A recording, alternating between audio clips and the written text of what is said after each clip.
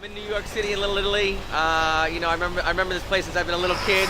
We're at the Palo's, which is over 100 years old. I'm so stoked. I'm gonna get some food. We're gonna throw a little party, get some taste going, and it's kind of get Graffiato rolling. So let's go inside and check out what's going on at the Palo's.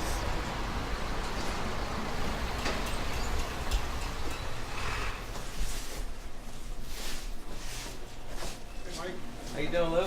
how we doing it? Great to see you. All right, nice to see you too. So what do we got today? Oh, we got a lot of things. Foods from Italy, all the different foods of Italy. What are you interested in? I'm looking for some cheese, some artisanal cheeses. Okay. I want some classics, some mods, maybe burrata, some olive oil, some olives. Okay. So some antipasta stuff Little like that. antipasto stuff, Yeah, all cheese. yeah, definitely. Okay. Well, of course, we make our own fresh mozzarella. And we have the most delicious, creamiest burrata. I hear it's the best. And if you want a little later, we'll give you a little tour on how we do it. I'd love to. All by hand. Yeah. And the same way my great-grandfather did almost 100 years ago. That'd be great. Hopefully I can pick up a tip for when I'm opening up Graffiato, Well, good luck to you. I heard about that new restaurant you're opening in Washington. Yeah, thank you. That's great. We're excited. Great. We're I'm excited. looking forward to going there. I can't wait to have you there. Okay, great. Okay, you want some very different cheeses? Yeah, something really unique and different that you're not going to see. I want a little bit of both, but you want some different and then some classics. So, something special. I'd like to give you a whole variety of different cheeses, from very soft and creamy to very aged and picante and sharp. Okay. All right, so you can have a whole variety. First, I'd like to try it and let you taste this particular cheese right here. This is called Toma della Rocca. Della Rocca, it's the Toma of the rock, which is this castle that's in the top of Piemonte, in the Alta Langa. Okay. And what's special about this cheese, made by a great cheesemaker, Casaticio Alta Langa, what's special is what we call a tre latte. Tre latte means 3 milks. Okay. And you have here a combination of goat, sheep, and cow. Something that's very, very delicious and very, very creamy. Now I cut a little wedge out here.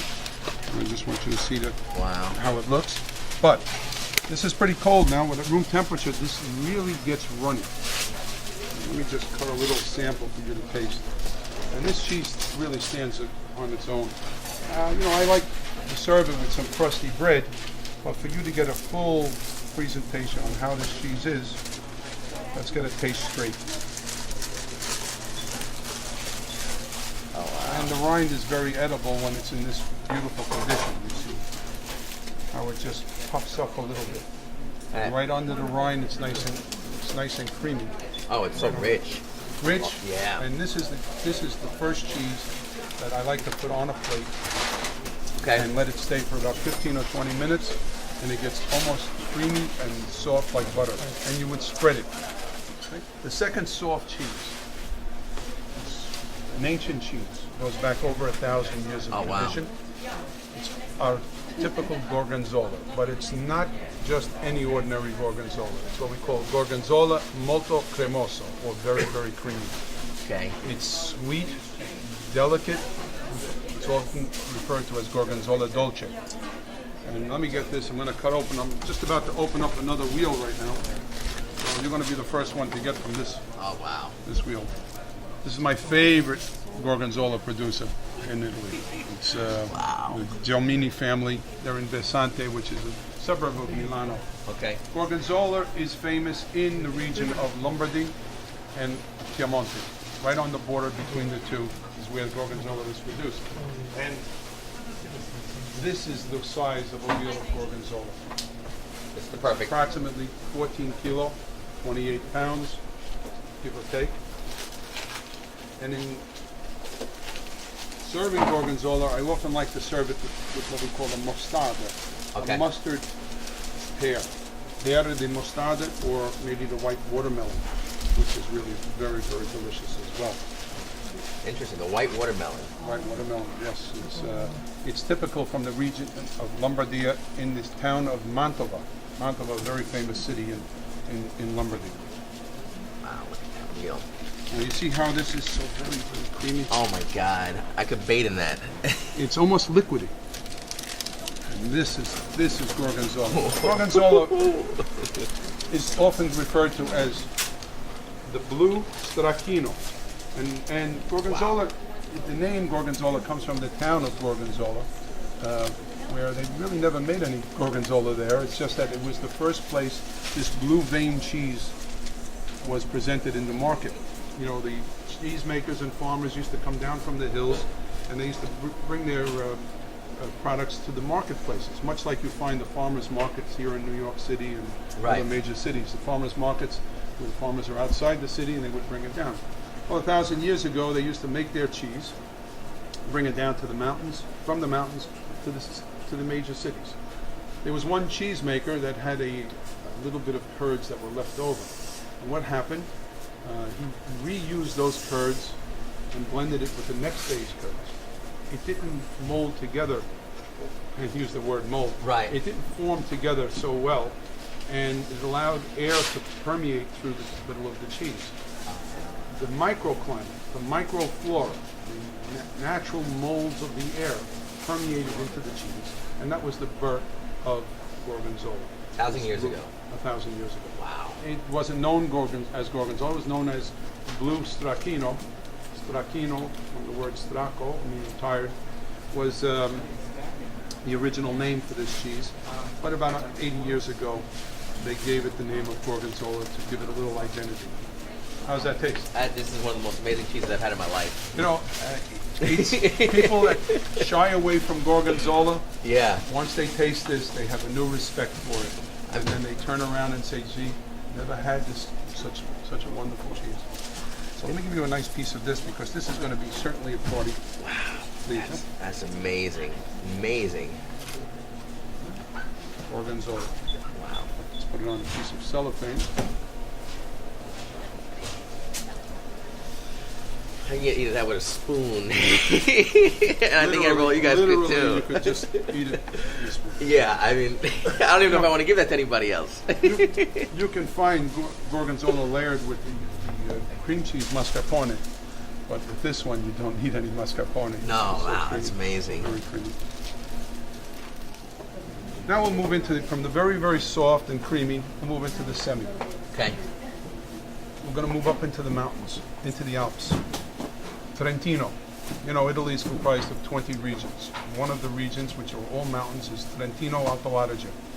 In the Trentino area, section, province, there is a cheesemaker. He takes the cheese and he ages it in his rifugio. The rifugio is a resting place.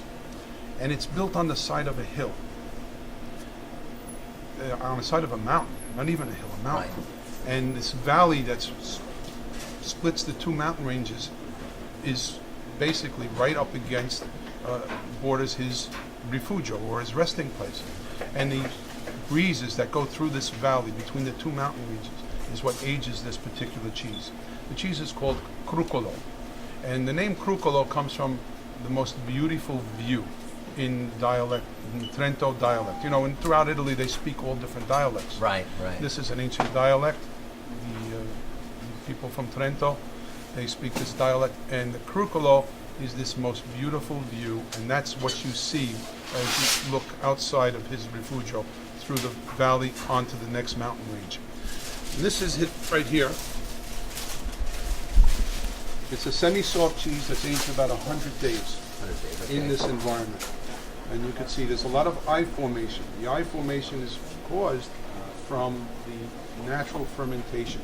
The milk, it's cow's milk, and the cows are free grazing mountain cows. We've often referred to them as the milk from the happy cow, because it lives free, lives in the mountains in the open air. Wow. And when you taste this, after that wonderful gorgonzola, I think you still will be able to appreciate how delicious this cheese can be.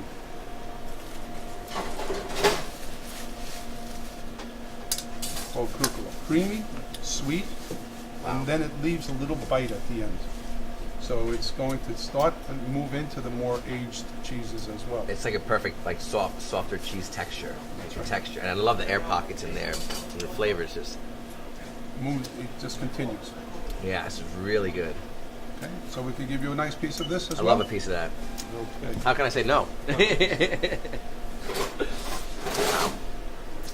They keep getting better. Yeah, I don't even know. Well, the flavors are going to build. Yeah. As we go on, we're going to give you more and more on the flavors.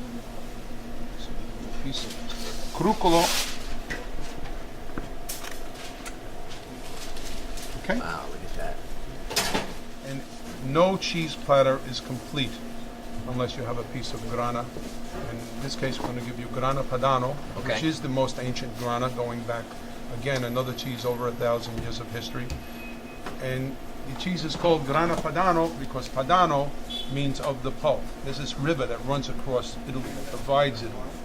It's called the Po River. Okay. The Po River is a very rich, fertile basin because for centuries it used to flood over, and a lot of the nutrients were embedded into the ground. So the cows that feed off the grasses in this Po Valley have a wonderful diet, great milk. And I think when you taste this particular cheese, you're going to find how very special. This is what we call a Reserva Grana Padano, which means that it's aged for a minimum of 20 months. In this case, this is a spring cheese, and since we're in the springtime, as you can see with all our Easter eggs all around, it's made in the month of April, so it's just about 24 months now. And you notice I don't like to really cut this cheese, I like to crack it, because we need to respect a Grana cheese. You know, the first cousin to Grana Padano is Parmigiano Reggiano, which is probably the most well-known of the Grana cheeses in America. And Parmigiano Reggiano comes from the region of Emilia-Romagna, with a little bit of Mantova, of Lombardia. But this here, Grana Padano, is one that we feel was... That's awesome. Let me give you a taste of this. Here, look right here. You see that? Yeah. That little white bead? Right. That's amino acids that turned into protein. This is, you have two kinds of white textures. These little white dots and the larger white dots. Calcium from the grass and protein development. Wow. Now you taste it, and you're going to taste that little crunch. That's what, and sweetness of this cheese. This is a very sweet and delicious cheese. I mean, it has like it does have a sweetness to it, like, you know? Sweetness and grain. That's awesome. This is like what it feels like, flavors that I grew up with, you know, with a kid, you know, between the Grana and the Parm and things like that that my grandmother would have, that kind of brings back childhood memories of eating this. There's like, you know, chunks of it in the refrigerator. Yes. And actually, this is a very healthy cheese to eat. You know, it's higher in protein and lower in fat, and it's often in Italy given as part of a diet because you don't need a lot of this cheese to satisfy your palate. The flavors are so intense. Wow. It's amazing. There's a texture in it, you know, by not even cutting it, it's like cracking it, you know? You want to crack it, absolutely. Okay, so now, this is the perfect eating piece for a party. Right here. Put that right on the platter. You need a little pick. Yeah. To pick the cheese out rather than slice the cheese. That piece will make 3 beautiful pieces. Next customer that wants this piece. It just gets prettier and prettier. Awesome. I'll take a bite out of it. Carry it around like a little ice cream sandwich or something like that. Wow. This is awesome.